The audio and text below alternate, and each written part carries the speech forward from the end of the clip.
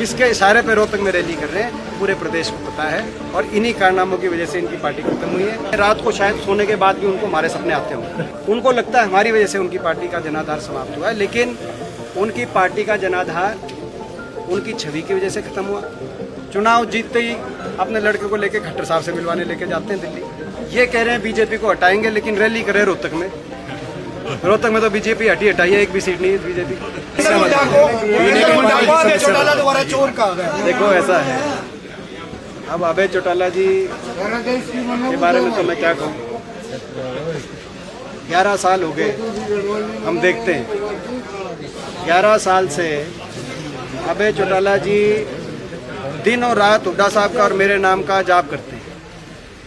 वो सुबह हुड्डा साहब का नाम लेके अपना शुरुआत करते हैं और रात को मेरा नाम लेके सो जाते हैं। रात को शायद सोने के बाद भी उनको हमारे सपने आते होंगे। और उसके बाद जो है वो फ्रस्ट्रेशन में असल में, और वो फ्रस्ट्रेशन में इसलिए क्योंकि उनकी पार्टी खत्म हो गई, जनाधार समाप्त हो गया। उनको लगता है हमारी वजह से उनकी पार्टी का जनाधार समाप्त हुआ है, लेकिन उनकी पार्टी का जनाधार उनकी छवि की वजह से खत्म हुआ। बार बार बीजेपी की और खट्टर साहब की कठपुतली के रूप में जो काम करते हैं वो आपको कांडा बता देंगे। जो कांडा का बयान आया था कि खट्टर साहब ने कहा कि चाहे कुछ लगाना पड़े अभय के लड़के को जिताइयो, अभय को जिताइयो, वो क्यों बताया कि वो किया था। तो एक कठपुतली की तरह वो काम करते, चुनाव जीतते ही अपने लड़के को लेके खट्टर साहब से मिलवाने लेके जाते हैं दिल्ली।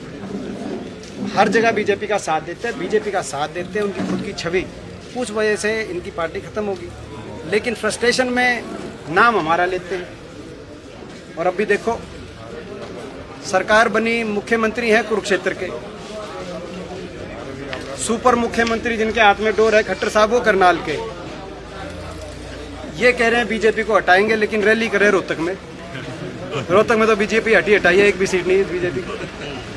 तो किसकी कठपुतली और किसके इशारे पे रोहतक में रैली कर रहे हैं पूरे प्रदेश को पता है।